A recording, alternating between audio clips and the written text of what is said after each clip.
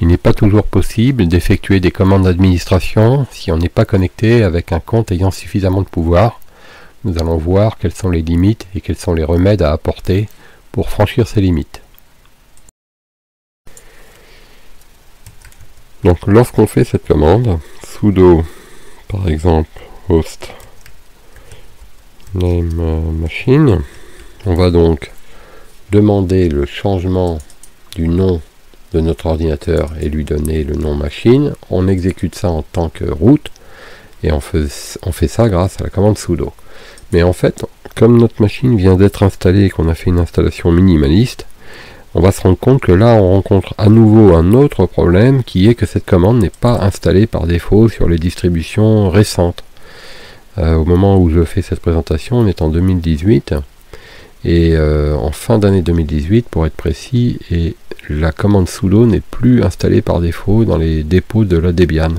Donc il devrait y avoir une erreur me disant que la commande est introuvable. Donc on va résoudre ce problème avec la deuxième chose que je voulais expliquer, et puis on va revenir ensuite dessus. La deuxième chose, c'est su. La commande su, on la connaît déjà. En fait, su, ça veut dire substitute user. Mais on peut le traduire, on l'a vu, par switch user.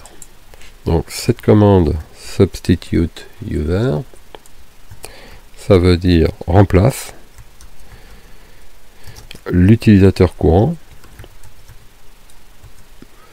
et ça permet de basculer en utilisateur root, bascule en utilisateur root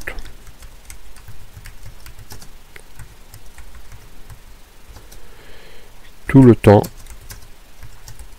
nécessaire. Alors ça veut dire quoi? Ça veut dire que quand on en aura assez, il faudra revenir, et pour ça on pourra taper exit ou logout que nous connaissons déjà.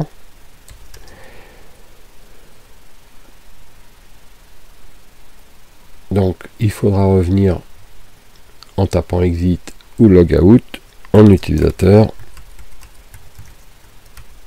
initial. Alors, on va voir ce que ça donne. Donc la commande su, attention, pas de S majuscule, hein, vous commencez à le retenir.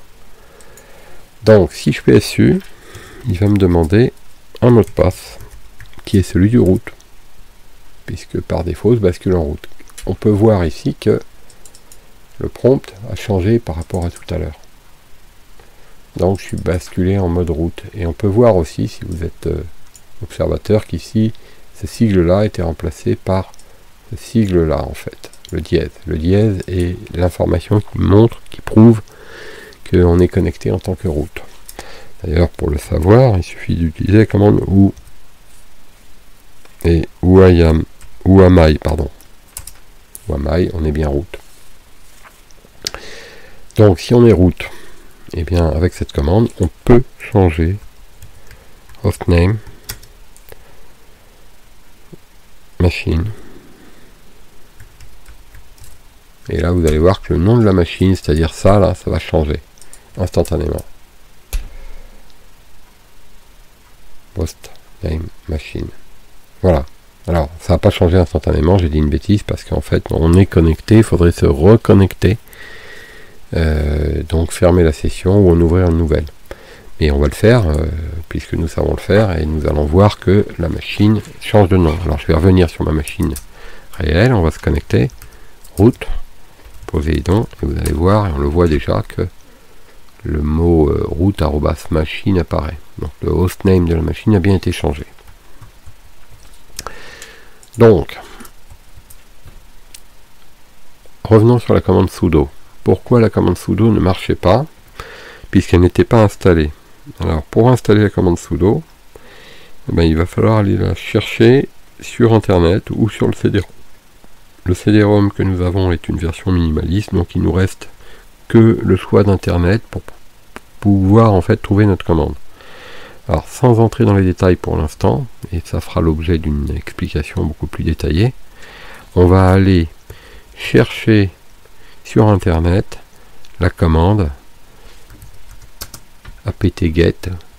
Alors, en fait, on peut faire, normalement la syntaxe c'est celle-ci, apt-get install, avec un petit tiret ici, pas d'espace, on colle le mot get et un espace et on va installer, c'est-à-dire aller chercher et installer la commande sudo. Soit on peut faire comme ça, ou soit sur une distribution moderne, vous pouvez faire apt install. Donc alors, on va pas le détailler, on a dit pour l'instant, mais ça permet d'aller chercher un paquet logiciel et de l'installer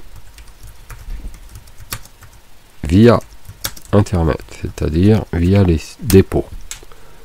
Donc il faut bien évidemment donner le nom du paquet, et là le nom du paquet c'est sudo, donc apt-get install le nom du paquet. Donc si on fait ça, ça va marcher. Après je vous ai dit qu'on pouvait faire aussi de manière plus simple en faisant un apt install, ça marche aussi. Donc vous pouvez faire également comme ça, apt install. Donc si on fait ça, il va chercher, s'il nous demande de confirmer par oui ou par non, il faut s'exécuter, et à ce moment là il va chercher sur internet, vous jetez un petit coup d'œil en bas de l'écran pour voir s'il n'y a pas d'erreur. S'il y a une erreur, elle est signalée en tant qu'erreur, souvent il y a même la couleur rouge qui apparaît. Je viens de connecter de route. Rappelez-vous que nous sommes route parce que nous avions tapé la commande su. Donc je vais quitter, soit comme ça, soit comme ça, ou soit avec le raccourci qui est CTRL D et qui va taper un exit. Et là vous voyez que je suis redevenu Jean. Le prompt me met le dollar alors que j'avais le dièse juste avant. Donc je suis redevenu Jean. Maintenant je vais essayer de voir si cette commande sudo fonctionne alors que tout à l'heure elle fonctionnait pas. Alors j'avais voulu faire ça tout à l'heure. Sudo hostname machine, c'est ce que on avait voulu taper tout à l'heure et qui fonctionnait pas.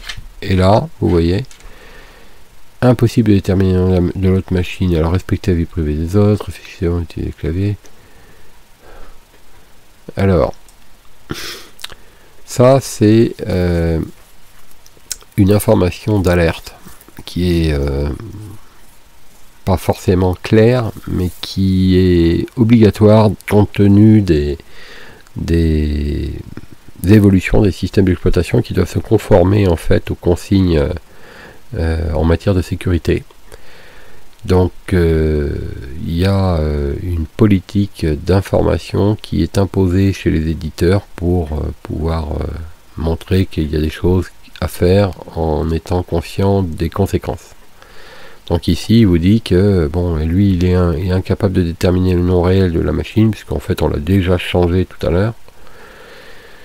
Et nous espérons que vous avez reçu de votre administrateur système des consignes traditionnelles. Généralement, on se concentre sur 3 éléments: respect de la vie privée, réfléchissez avant de faire n'importe quoi avec votre clavier, et de grands pouvoirs confèrent de grandes responsabilités. Ça veut dire que quand on passe en route, grâce à cette commande, il faudra être prudent. Donc, je mets le mot de passe, et vous voyez que là, à nouveau, patatras, erreur. Alors je pousse ma fenêtre là qui me gêne un petit peu pour lire les commentaires. Jean n'apparaît pas dans le fichier sudo ERS. Alors sudo ERS, il faut comprendre ça comme une abréviation de sudo users. Et du coup, Jean, qui a voulu exécuter la commande sudo, n'est pas autorisé à le faire pour l'instant. Alors ça aussi, nous verrons comment on va changer tout ça. Pour l'instant, on est dans une des étapes de découverte et le sudo users, ici abrégé en sudo ERS, n'est pas mis à jour suffisamment de manière précise pour permettre à Jean d'utiliser la commande sudo. Là encore, hein, il s'agit en fait d'une restriction récente que l'on retrouve sur tous les systèmes qui se conforte aux exigences de sécurité un petit peu standard qu'on trouve sur tous les systèmes aujourd'hui.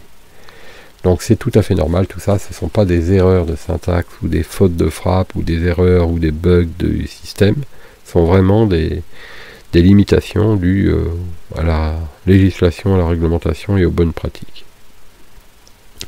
Voilà, donc pour l'instant, nous allons nous arrêter ici sur cette première étape de découverte, vous laissant le temps, vous, de faire ces étapes, de les répéter, de les noter, et dans une autre présentation que je vous suggère de suivre ensuite, dans la foulée, nous allons découvrir quelles sont les commandes relatives aux utilisateurs et aux droits d'accès qui sont quand même assez importantes à appréhender dès le début de la formation.